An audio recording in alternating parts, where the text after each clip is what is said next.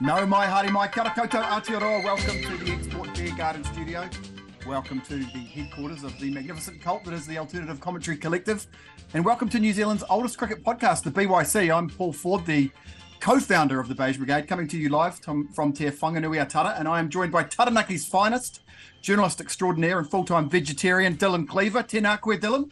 Tēnā koe, Paul. That's a hell of an intro. I Yeah, wish you did them all the time, not from Jason Hoyt.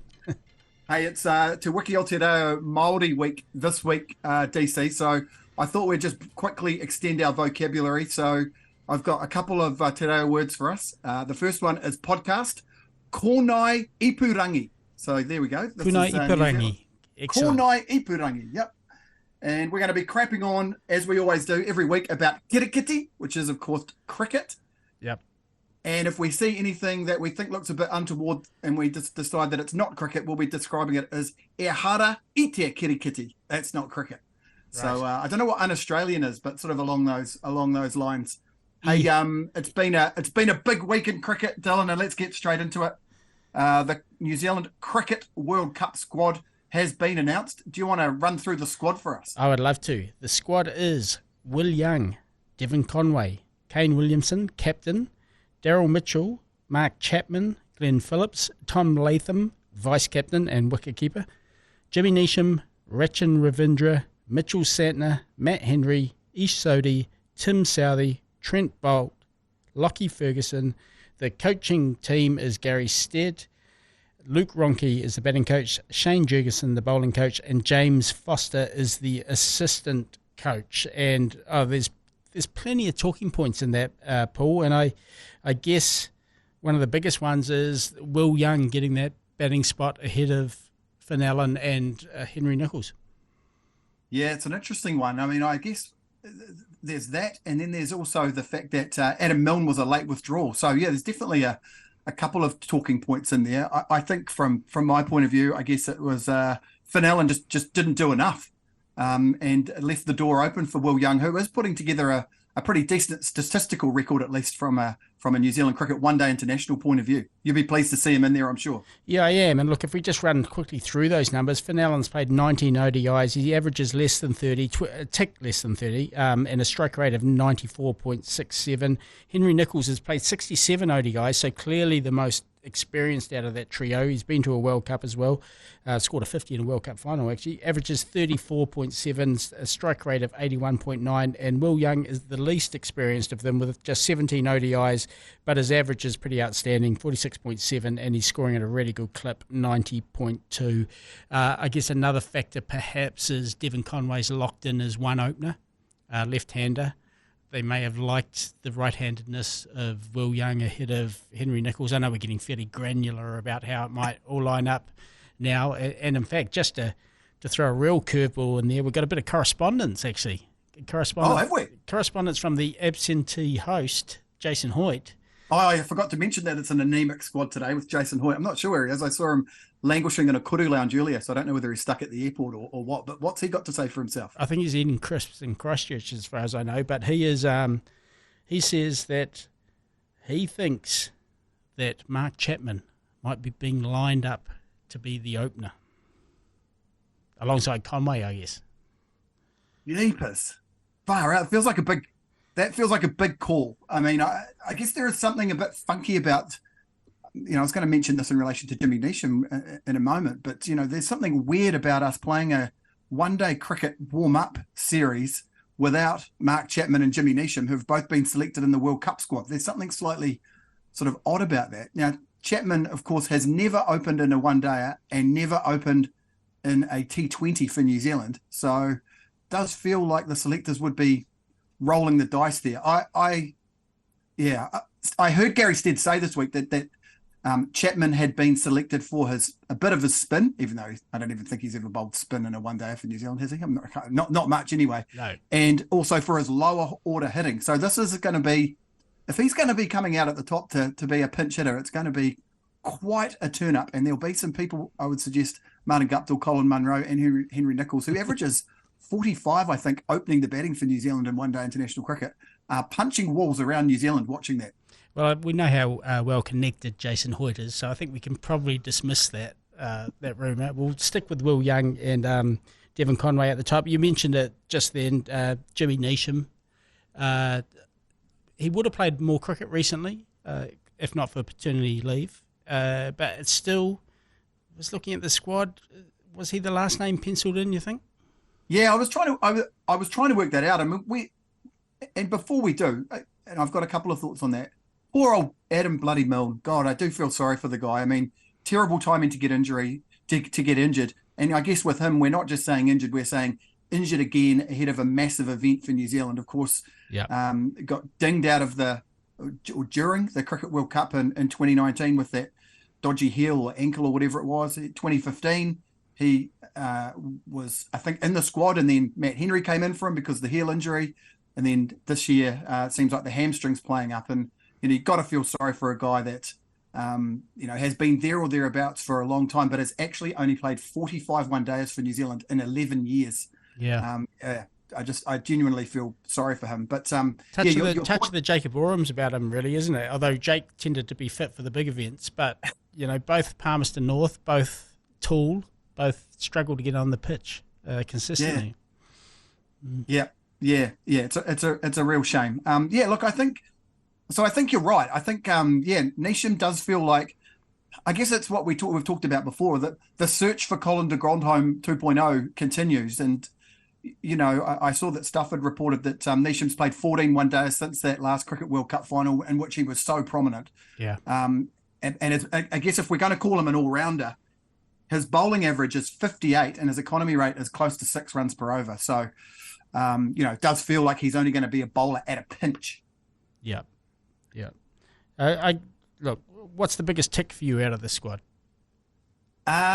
Biggest tick for me, I wrote down 3 things. So for this one, first of all, the announcement. Thought it was magnificent having the wives, the fiancés, the kids, and Jimmy Neesham's grandma announcing the team. There was something magical about that. And I watched that a few times. So shout out to the New Zealand Cricket Comms team or whoever came up with that wonderful little idea.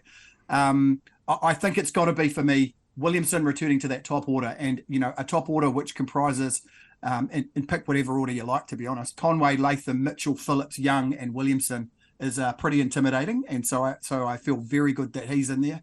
The return of Trent Boult, and we talked about it just before we came on here. There's something fantastic about him coming back in and wanting to play for New Zealand, and credit also to New Zealand cricket for the way that's being managed, and fantastic that he still wants to play for us and that we've found a way. Neesham is also in the same boat around that one. And then the other thing is just the history, mate. I just get excited when I see a New Zealand team getting ready for the Cricket World Cup. We've got a fantastic legacy. Of course, runners-up the last couple of times, semi-finalists, were kind of always there or thereabouts. And it does look like a squad that can threaten to take the trophy. Yeah, look, the biggest tick for me remains the seam bowling stocks. I look at that, and it's highly likely that on any given day, one of Ferguson, Boult, Southey, and Henry is going to miss out. And of course, Jamieson can't even make the squad, right? Jamieson can't make the squad, yeah. I don't know if he's a non-travelling reserve. Do you do that these days? I guess they do. They did it for the All Blacks, didn't they, at the recent World Cup? They named a couple of non-travellers. So, look, that's a powerful lineup. I don't think this paranoia about it just going to be turning tracks is going to come to fruition. I think ICC take care of, they oversee pitch preparations, and I think everyone wants to see, including the BCCI, wants to see just good one-day wickets on reasonably small grounds, most of them with lightning fast outfields. So I think a seam bowling attack, even given the fact it's in the subcontinent and in India, is going to be incredibly important, and that for me feels like the most likely path to New Zealand victories is knocking the top off a few high-power batting lineups. Yeah, the importance of Boult, right? Yeah. What about concerns, DC? Are you do you see any sort of chinks in that Black Caps armour? Yeah, I think an offie, a right arm orthodox offie, is quite important in India, turning into the right-handers that you predominantly face in batting lineups, and your stack your leg side field. Having a good darting offie is quite important. New Zealand just haven't got them. They've got a lot of left armers turning it away. You've got Rachin Ravindra, you've got Ish turning it away, Mark Chapman if he does bowl, Mitchell Santner. but they haven't got a darting offie unless you consider Glenn Phillips' filth to be off spin, and we haven't seen Kane Williamson at the crease for so long, and again, it would be a long bow to call him a darting offie. So that I know that's fairly a specific concern, but that does worry me a little. Yeah. Yourself?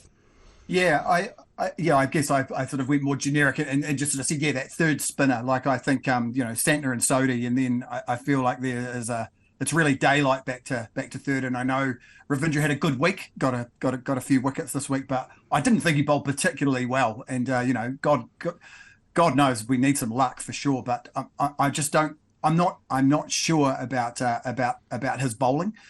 So yeah, a little bit of a concern there. That said, as you pointed out, how many New Zealand first 11s are we going to select 3 spinners in? And I think, if you're weighing up, if you're going to need to be using Ratch and Ravindra, you might as well be using Chapman, and you might as well be using Phillips if you're sort of if your stocks are that low and you're scraping the barrel. So yeah, look, I think I am a little bit worried about the all-rounder. Don't get me wrong, I think Neesham's a big game player. I think he can do it, but it's been a long time since he sort of, whacked an 80 for New Zealand or something like that. So yeah. I think I'm a little bit concerned about that. And then the third one is really just, I guess, playing in India. We've only won 18 games in India in the history of one-day international cricket. And, there's a few scratchy wins in there against the likes of Zimbabwe, the Netherlands, Kenya, and Canada. So, yeah. It's been a long time between. Well, I don't think it's a particularly happy hunting ground for New Zealand. That said, World Cups are. So, I'm certainly not doom and gloom, but I guess to counter my point about New Zealand's sensational performances over the year at Cricket World Cup, so I am a little bit concerned about this being in India. That is a hell of a stat, actually. I did not realise there had been such a paucity of victories in India. Yeah. I had it in my mind that we actually do quite well when we tour India and play ODI series, but obviously not for a while. It was funny you mentioned Ratch and Ravindra's bowling. I did thoroughly enjoy him appealing vociferously for Dawood Malan's LBW, only to find out that he'd actually bowled the guy. That was, if you get a chance for all the listeners out there to have a look at that clip in the highlights, or if it's on YouTube now, that's reasonably amusing. I think that was Milan's elbow. I think, I think that was the thing. And so I guess when you look at the guys that aren't there, we've mentioned them on the way through. I guess Allen, Henry Nicholls, Jamieson, and of course the poor old injured Adam Milne and young Chapman and Neesham, kind of the beneficiaries of some of those selections. What about the one-day series, Dylan? Have you had a couple of late nights? I know you're kind of doing some sort of strange shifts because you're following a lot of the rugby as well. But what did you think of the first and second games in this one-day international series against England? Well, it's a curious continuation of this tour of England where there has just not been a good game of cricket. And I mean that on some occasions New Zealand have played very well, and on some occasions England have played very well, but those two have never coalesced. So we've just had absolute blowouts all through the T20 series, and we've had 2 blowouts to start the one-day series. In New Zealand's defence, the second one was range shortened and became a little bit of a lottery with the conditions. But the first one, you've mentioned it in the notes, it was just the Mitchell and Conway show, chasing down what looked to be a relatively competitive total. In fact, England in the post-match said that they thought they'd gone above what they thought was a good score, a defendable total, and scoring 291 for 6. New Zealand made a laugher of it, scoring 297 for 2, winning in the 46th over. Mitchell 118 not out off 91, Conway 111 not out off 121, and look, it's a continuation of Daryl Mitchell just eating England. And I've got a few numbers here for you. It's incredible. Like his overall test stats are 1,316 runs at 57. His test stats versus England are 740 runs at 74.1, which is phenomenal. Wow. His ODI figures overall 1,000 runs at 50 against England. Small sample size, but 175 runs at an average of 175. He scored 4 of his international centuries against England. He just loves it. those are amazing numbers, and we've talked about it before, but a journeyman come good, and it feels like he was very late to come to the party in terms of international cricket, and he's been extraordinary. Now he'd be one of the first guys picked, particularly with Kane Williamson out. That engine room of the New Zealand batting is really Conway and Mitchell. There's a lot of pressure on those guys, and that first game they were absolutely extraordinary. Made it look easy. Completely overshadowed, the return of Ben Stokes, and I think there were 4 English players that scored 50s in those games, and it actually looked like a bit of a tricky surface at times in Cardiff, the city of arcades, I believe it's called. I think Mitchell was amazing, but Conway just seems to be a guy that is magnificent at forming partnerships, manipulating the strike, and controlling the pace of the game. Very Williamson-esque in that sense, and it was amazing how they made it look easy. From England's point of view as well, you've kind of got the shootout between the likes of Jason Roy, who's been out with an injured back. It's got a pretty Adam Milne-like timing in terms of trying to make his case to be in that English World Cup squad. And the other thing that's really struck me about both of these games, Liam Livingstone, he's a good cricketer. He is a gun. I had a quick look at his stats. He's averaging 44 in one-day cricket, batting it's number 7, strike rate of 123, and bowling leg spin, off spin, and pace, depending what is required. He's a hell of a good fielder, and his bowling's going at less than 6 runs per over. I mean, he's a phenomenon. How good would he be in most international teams? How good would he be in our team? Christ, we could do with him. I've quite enjoyed actually listening to him talk about how he feels he's underrated, like he feels he's underutilized. Like he just comes in these situations where they tell him to try and hit 6s from ball 1, and he's kind of articulated the fact that, hey, I'm a better cricketer than that. If I've got a little bit... That's right. He said, I'm a better player than someone who comes in and just slogs at the end. Yeah, and that's what he's been kind of asked to do. And just quickly going back to Cardiff as the city of arcades, for me it'll always be the city of frozen chunder. And I went and covered an All Blacks test there against Wales. It must have been 2010. And the following morning, in the Cardiff city centre, there's no driving streets. It's all walking streets. So maybe that's why they called it the city of arcades. And just everywhere you looked, because it had been a freezing cold night, everywhere you looked were these perfectly formed, frozen piles of chunder with this frozen sheen over the top of them. Looked strangely beautiful in a really horrific way. The city of frozen vomit. I think it used to be called Colopolis. Now it thinks it's called the city of arcades. I think you've given it a new name, and I'm happy with that. They'll be really pissed off though with you. You won't be. There's another place you won't be able to go to, DC. Along with Dunedin. Yeah. Yeah, exactly. Well, I thought it was the whole of the South Island. I did see in one of those write-ups, I don't know if it was on Crick Info or wherever, but it talked about Daryl Mitchell coming out in that second game where he whacked 50, having been incredible in the first game. But it said that when Mitchell strides to the crease, he bristles with intent, which I thought that was a lovely way of describing it. But England were a hell of a lot better in that second game. But let's not forget that they were 8 for 3 and they were 55 for 5, thanks to the return of one particular left-arm swing bowler for New Zealand. Obviously made my ambitions clear with wanting to be a part of the World Cup. And it's just nice to, I suppose, put a lot of stuff behind us and get the ball rolling and be back amongst the squad. Yeah, obviously New Zealand cricket has played, numerous tours, formats over the last wee while. So there's been a lot of moving parts, which I suppose has added to that clarity, obviously, with organising so many cricketers, but not quite there yet. But obviously a big focus on the next couple of weeks in India. And for you personally, are you sort of viewing this World Cup as, a real pinnacle event? Obviously, there's lots of things. World Test Championship now, T20 World Cup's become a big thing. But does it still feel like this 50-over tournament is the pinnacle of the game for you, as far as you're concerned?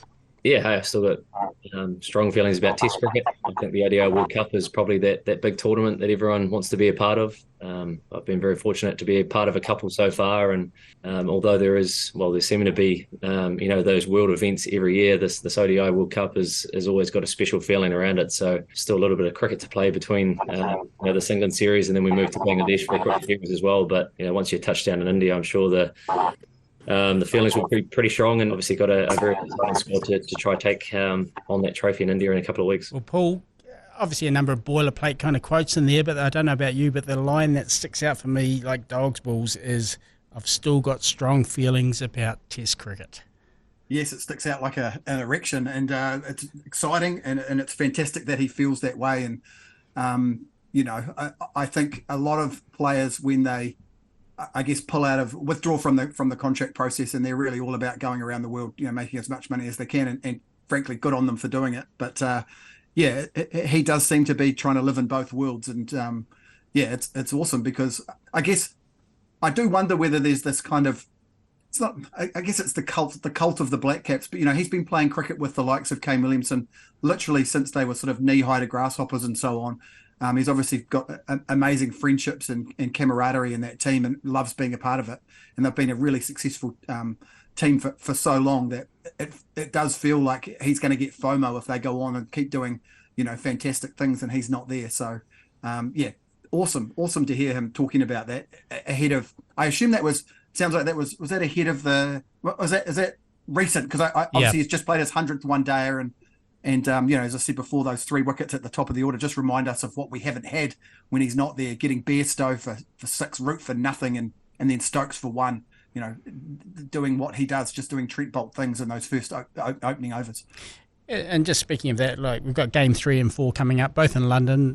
Game 3 starting tonight at the Oval. Friday night start for the Lords, the final ODI. Look, I'm loath to sort of say this, but I'm going to anyway. Does it actually matter? Does the result matter? What are we trying to get out of these games 3 and 4? And on top of that, a vastly different squad that's going to Bangladesh after this.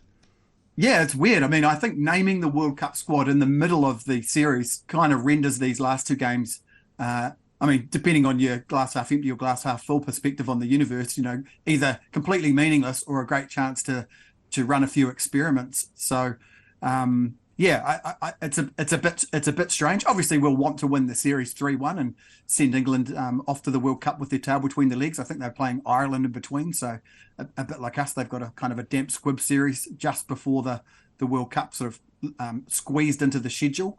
I think the most interesting thing from my point of view will just be, what I'd really like to see, if I could pick one thing, would be to just see Will Young just cement his place at the top of the order. That batting average of 47, 48, whatever it is. He's got some decent runs against Netherlands, kind of bolstering his stats. Did well against Sri Lanka and did well against Pakistan. So, I just really want him to do well. I like Finn Allen, but I want our top order, including Will Young, to be just absolutely firing as they go into that World Cup. And he looked good. He looked bloody good at Cardiff, and he looked bloody good the other night too, and then ran himself out quite weakly, you have to say. Yeah, David Willey, wasn't it? God, lumbering. There was no dive, though, at the end. There was no desperation to make his ground, and that's actually not the first time I've seen Will, who I'm a huge fan of. I just think he looks all class. It's not the first time I've kind of seen him give away his wicket weakly, and the reason I bring that up is because I think it's the right call. I just don't think Finn Allen has shown enough development and enough capacity to learn from his mistakes to risk him in a World Cup. But at the same time, I'm seeing similar things from Will Young, and he's a lot more experienced. He's a lot older. I guess I kind of expect more from him. Yes. Yeah, I think that's right. I think I'll talk about the Finn Allen thing in a sec, but it was interesting when he was batting with Conway. It did feel like he was the early aggressor. He was the guy that was setting the pace, and he was the guy that was not doing it in a Finn Allen way, not really hitting it over the top, but hitting it into the gaps and being positive, but certainly not sort of going sort of balls out full risk. It's interesting the Finn Allen scenario, and look, I'm loath to compare him to Harry Brook, but I think that there is a comparison to be made in the way that they approach their cricket, which is they really just have one speed, which is full bore, and Finn Allen, I think he averages, I think you said it before, what is it, sort of late 20s or something, and the thing is, in a one-day game, getting 30 off 18 balls is nowhere near as useful as getting sort of 70 off 60 balls or whatever, and it feels like Will Young is much more likely to do that. As I say, I was just going to mention, it's been interesting. There's obviously lots of chat about Harry Brook knocking on the door of that English team, but he hasn't really got going in this one-day series. And I did hear, I think it was Jared Kimber talking about how the way he bats, he doesn't really accumulate. We're talking about Conway being so good at that. It's not really the way that Harry Brook does. So they've thrown him at the deep end, sent him in to be an opener and said, just gun it from ball one. And it feels like maybe his thinking's got a bit tangled. So, at least Finn Allen doesn't seem like his thinking's tangled, but it hasn't come off enough for him to be selected in that World Cup squad, at least from the selectors' point of view. Yeah, I think it's a massive home summer for Finn Allen, actually. I think they are really asking him now to show us that you've got another gear to your game. Show us that you've got the ability, when things aren't easy, to tuck a few singles behind square and to run the ball down to third man and get yourself up strike. Yeah, and don't get bold stepping across the line. The other curiosity that I did see, before we have a quick chat about that Bangladesh series that no one cares about, but we do. Jofra Archer at England training this week. And, you're talking about flying in replacements. From all accounts, he'll be going with the English team over to India. He'll be training with the team throughout the World Cup. And if they get one injury, you could find the return of the man from the Caribbean into that English team. What an amazing resource to have in your back pocket going into a World Cup. And again, just before we get on to Bangladesh, which we will, I promise you, listeners, we will, but the return of the injured Freddie Flintoff. My word, I didn't realise how badly banged up he had been in that accident until I saw him. That was quite grim. Very grim, yeah. I had no idea either. I feel like we've kind of missed a trick there. But yeah, it was quite striking seeing his face. I mean, even from afar, it was like far out. He's been really banged up. Yeah, I didn't understand, but good to see him back with the English squad. Absolute legend of the game and one of the game's real characters too. So great to see him on his feet and back on the paddock. Right, heading to Dakar. How about you run through the squad, which is interesting? Yeah, it is interesting, DC. It's interesting from a couple of perspectives. First of all, from who's not there, so unavailable and not selected: Williamson, Latham, Conway, Henry, Mitchell, Phillips, Santner, Southey, Chapman, and Neesham, and of course Milne. And so the squad is Finn Allen, Chad Bowes, Will Young, Henry Nichols, Dean Foxcroft, potential ODI debut there, I think, Cole McConkey, Tom Blundell, Dane Cleaver, Ratchin Ravindra, Ish Sodhi, Kyle Jamieson, Adam Milne, Blair Tickner, Lockie Ferguson, and Trent Bolt. And this will be coached by the wonky donkey Luke Ronke, Shane Jurgensen bowling, and Ian Bell, the Shermanator, joining as batting coach. Yeah, look, there are some names in there that are obviously intriguing. I wondered, and I guess it was a silly thing to wonder because of how much cricket they play and how many moving parts you have now between squads and formats.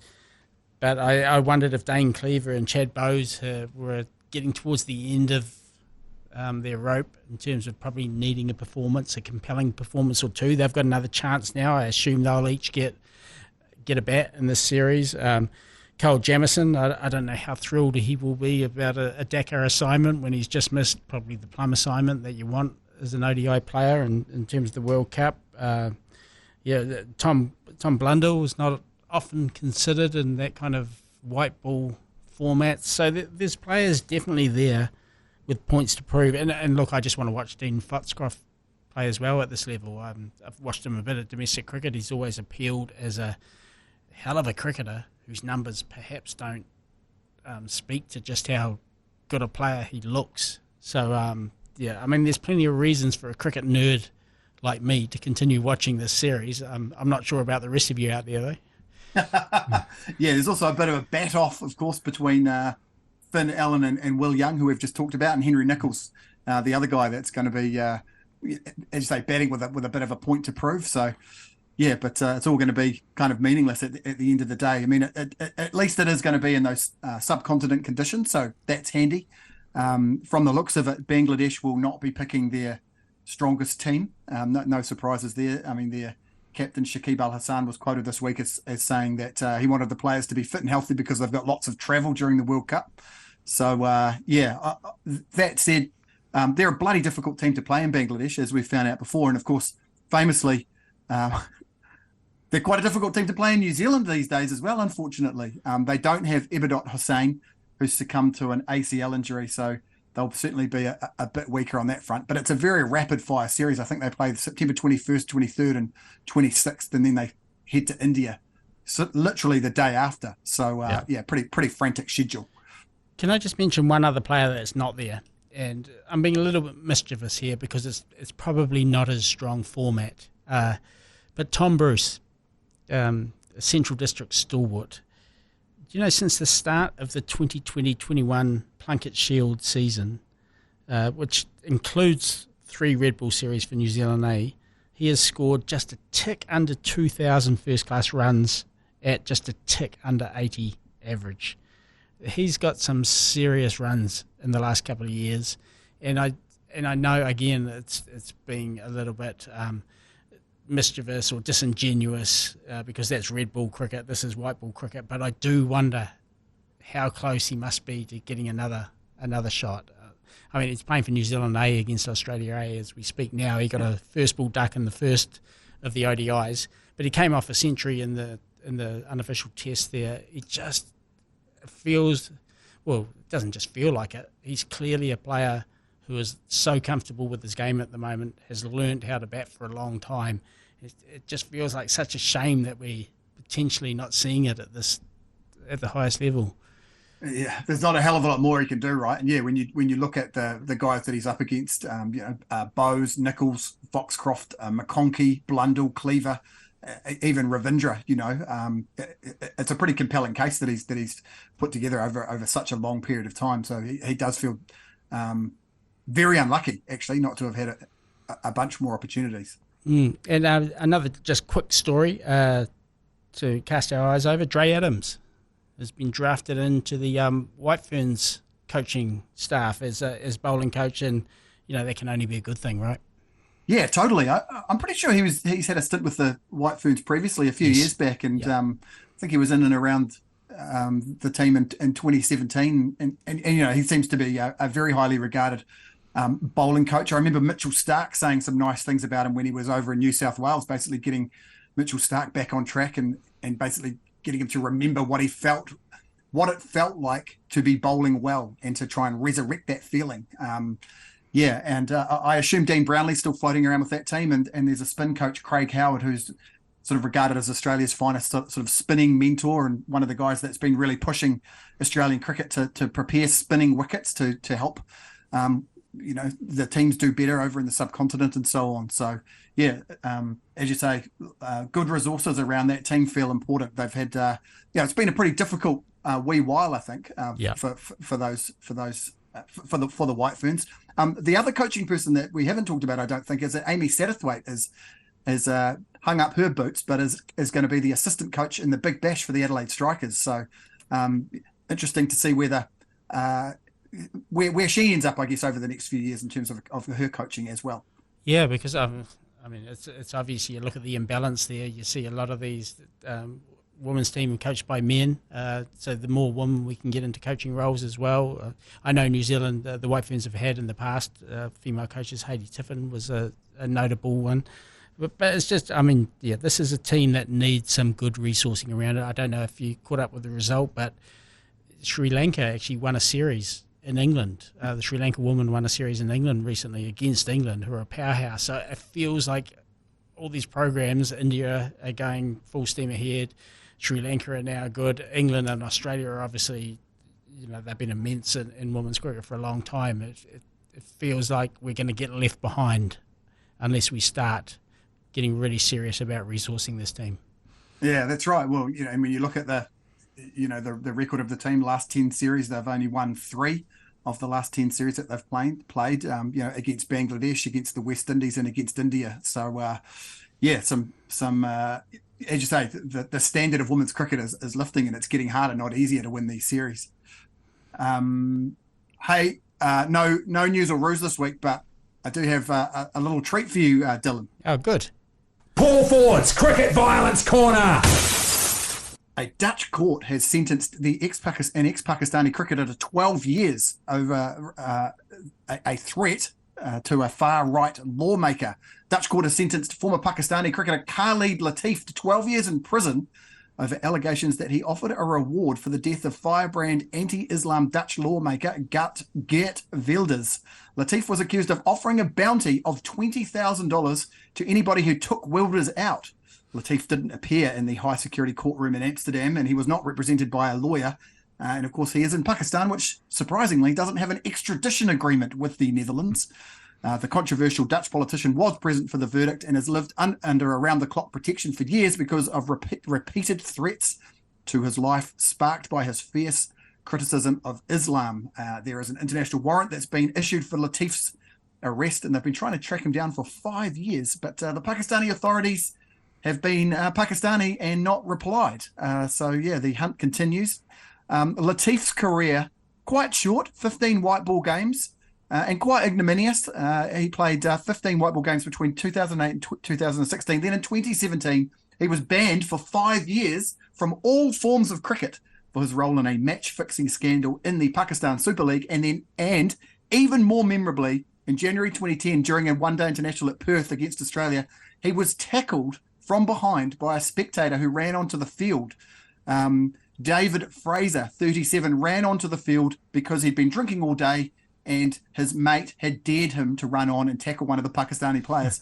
Now, I know it's a podcast and you can't see this on the podcast, but I can tell you that the guy that did this was very, very pleased with himself as he snuck up behind Khalid Latif with his wild mane and tackled him with a huge grin on his face. There's a couple of things that really stand out in this story. I read the story too during the week. It is a classic case of a moot decision, right? We're sentencing you to 12 years. We don't know where you are, but if you're out there, I want you to damn well know you're in big trouble. And very cheap, that appears to be. 20,000? Oh, right. That's a big job to take for 20,000. I'd be after, 60 to 80, bare minimum. Well, it sounds like you're the counsel for the defence, who of course didn't appear in court, but I think that would have been quite a good piece of defence to sort of say, well, it's only 20 grand. Obviously, I didn't mean it. God. Hey, Dylan, we should go. We should. Thank you to everybody who's listened to our Kornai Ipurangi this week and hearing us crap on about Kitty Kitty. DC, before we go, what's been going on at the Bounce, mate? The Bounce is in full World Cup mode now and will be until that Cricket World Cup final in November 19, I think it is, mid-November. So, sign up, dylancleaver.substack.com for all the World Cup news and other stuff, not limited to Rugby and Cricket World Cup. There's a whole bunch of other stuff going on out there as well. Yeah, jump aboard the train. Love to have you. Yeah, get on board. I actually got on board this week, accidentally subscribed with another email address. So I'm currently a double subscriber, which I think surely is some kind of, first of all, it's very stupid, but also quite makes me quite special. Hey, thanks everyone for listening. If you've got correspondence, email us, byc@beigebrigade.co.nz, or slide into the DMs of the Alternative Commentary Collective or the Beige Brigade on Instagram or Facebook, and we'll get to your chit-chat over the coming weeks. Jace should be back next week. In the meantime, ngā mihi nui, ka kite, and have an awesome week of watching cricket, rugby, and every other thing you can lay your hands on out there.